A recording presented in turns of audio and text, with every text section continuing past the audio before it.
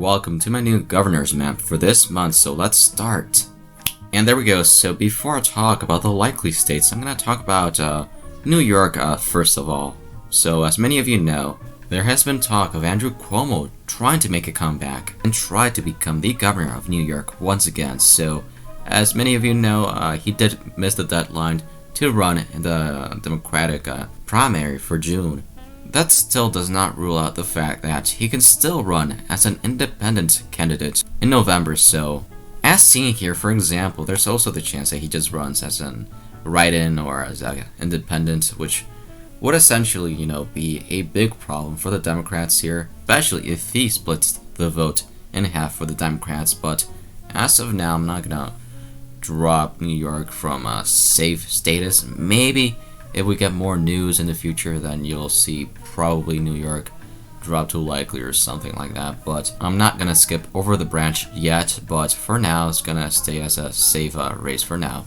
And for the next race I want to talk about, I'm gonna talk about Florida. So yeah, there we go. So for Florida, Ron DeSantis is pretty popular at the moment, and Democrats have they don't have really decent candidates. Their best one is Charlie Crist, but even he wouldn't be that good of a candidate. I mean, he's okay, but just Ron DeSantis is just way too popular at the moment. So I want to look at the polls recently. So you can see there's a lot of polls, but I'm looking at the Hispanic movement and the trends, and I think it's going to be a big surprise for the Democrats in the Sun Belt.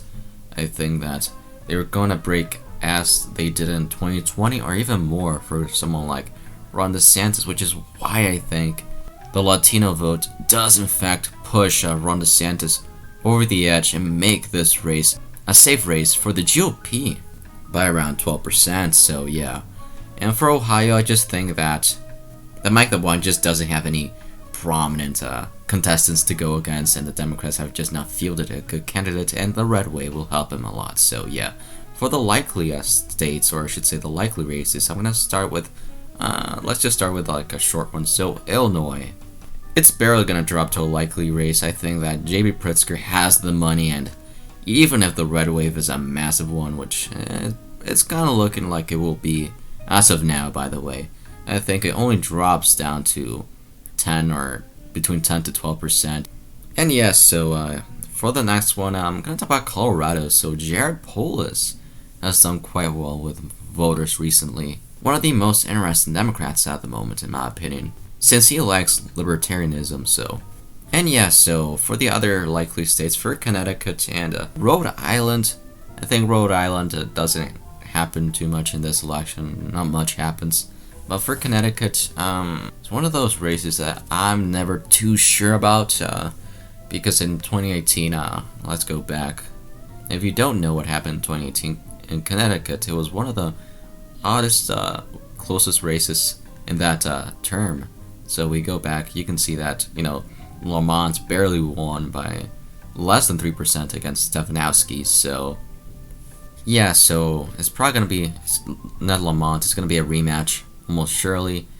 So I think that Lamont is more popular than what he was in 2018, which is why weirdly I see it moving to the left from 2018, and I see it being a likely race for now, but I would not be surprised if it drops down to lean or tilt, but for now, likely. And now for the contested race in Kansas. Sorry about that. I was supposed to put Alaska here, but Kansas should be a likely state, of course.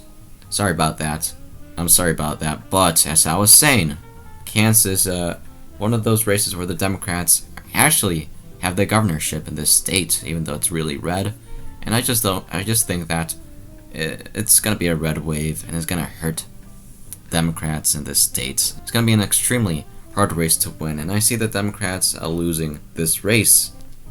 And now for the lean states in this election. So let's start off with Oregon. In my opinion, it's going to be one of those races that I wouldn't be surprised if it's closer than what most people expect. I think that, as many of you know, the current governor cannot run for re-election due to term limits, so who knows who's going to run as Democrats and the Republican candidates, because there was a lot of people. But as long as the GOP puts a decent candidate, it should be a race that it could be narrow, but I see the Democrats still winning here by a lean margin. On the other hand, let's go talk about Arizona. So I think Arizona is one of those races you gotta look out for in the governorship as well. I think that even though, it's probably gonna be Kari Lake, but there's still a lot of things to know and all that. She is leading the race as of now, but for the Democrats, it's gonna be Katie Hobbs against Kari Lake probably, and in the polls, let me look at that. It is quite close in many polls, but I think that the GOP, I think the McCain Republicans are not going to split for the Democrats as they did back in 2020, and they're going to vote Republican in the governorship in Arizona by a lean margin. For the following states, I'm going to go to, Maine, not much to say here, but I think that it could be one of those races that many people don't look at and could be closer than expected. You could see, theoretically speaking, you could see like a narrow tilt GOP win, but I don't think that will happen. Depends on how things go, but I see the Democrats winning this race by a lean margin as well. And for Minnesota, as many of you know, Tom Walz is trying to run for a second term, and for the Republican primary, there's no big noteworthy ones in this election cycle, but I think that we could see it being closer than anticipated in this cycle in 2022. There are some people saying it's gonna be solid D or likely D, but I think you're gonna see a lot of independents and undecided at the end of the day voting either for the Republicans because it's a midterm. So, and I think that the Democrats still win this race, but only by a lean margin. I'm not sure how much it would be, but I'm guessing between give or take 2 to 4%.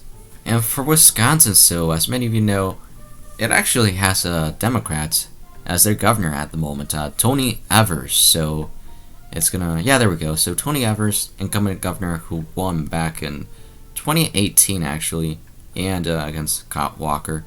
And I think, the Republican primary, if we can see it finally, okay. It's looking like it's going to be Rebecca against Tony Evers. She is leading by a lot, and I mean a lot.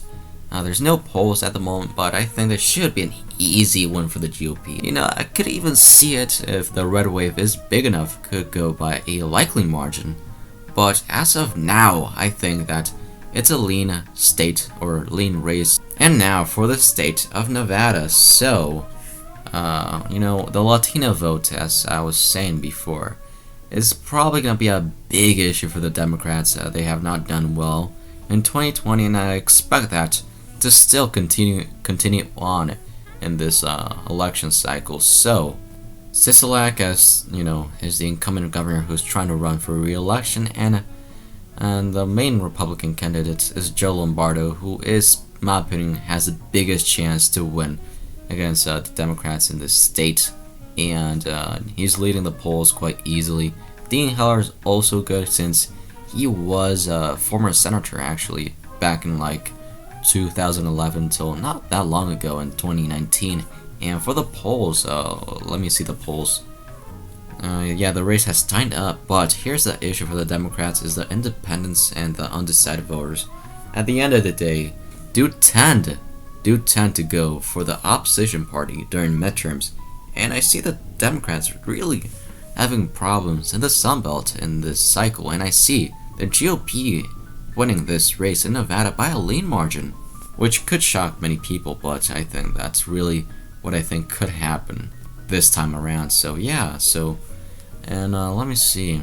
And for the final lean state, actually, the final one, in my opinion, is Georgia. So for Georgia, as many of you know, it's one of those races that everyone is looking forwards to, and I think that the Democrats are going to have really low turnout because of how unpopular they are at the moment.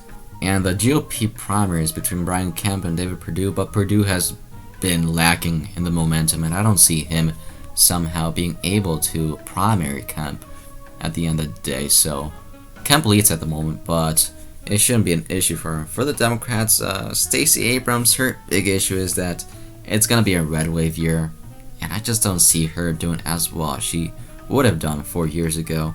And here are the polls at the moment, so there's a decent lead for Brian Kemp, and I'm gonna change this race from a tilt state that I had it before into the lean range. I just don't see the Democrats having the turnout that they would have gotten before. But the Senate, in my opinion, will be way closer than the governorship in 2022. And now for the states that you should look out for, by far, in my opinion. So Michigan, Pennsylvania, New Mexico. I'm gonna start in New Mexico first of all. So New Mexico, here's a big thing to look out for. So many of you know that Grisham is gonna try to run for re-election, while the GOP is going to run Mark Ronchetti, who in 2020 he did quite well in the Senate race, and actually outran Trump by around 5%, which was quite unexpected to say the least. And I see this race being way closer, in my opinion, than expected. I think that if Ronchetti is able to replicate that, and he still gets the Trump-based turnout, then with the red wave, of course, then this race could be a true toss-up by all means. But I'm not gonna put it as tilt R yet, but for now I'm gonna put it as a tilt D for the Democrats, I think. And for Pennsylvania, the Democrats do have a decent candidate in Josh Shapiro, but it's a red wave, bear in mind. So it's gonna be one of those races that you could see it vote Republican in the Senate, but at the same time vote Democrats for governor. And we already know the Democrats, so the Republican primary, it's a bit iffy for the GOP, in my opinion, since there's no extremely likable candidates for moderates and independents. It's really just Trumpy guys that some independents are meh about. At the moment, it's probably gonna be Lou Barletta. He's probably gonna get the Trump endorsement and go on and to the general race in November. And for the polls, I'm looking for the polls right now.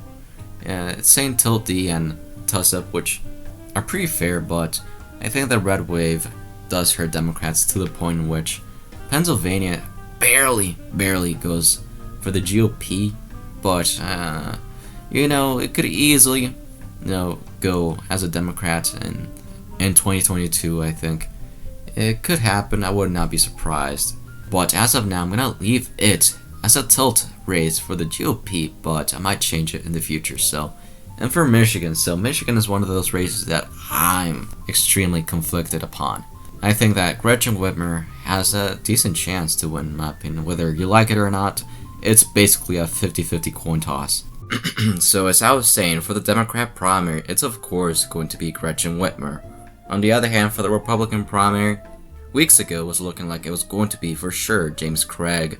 But if you know, recently in the news, let me pull that up. So right here, there's some news about him not gathering the signatures, and then there being forgery and some weird stuff, which is why, if we go to predicted, you can see that his price dropped dramatically, and is only 19 at the moment of recording, which is really not a good sign. I still think whoever the GOP nominee is will have a decent chance of beating Whitmer, but the Michigan GOP does tend to have many issues every now and then.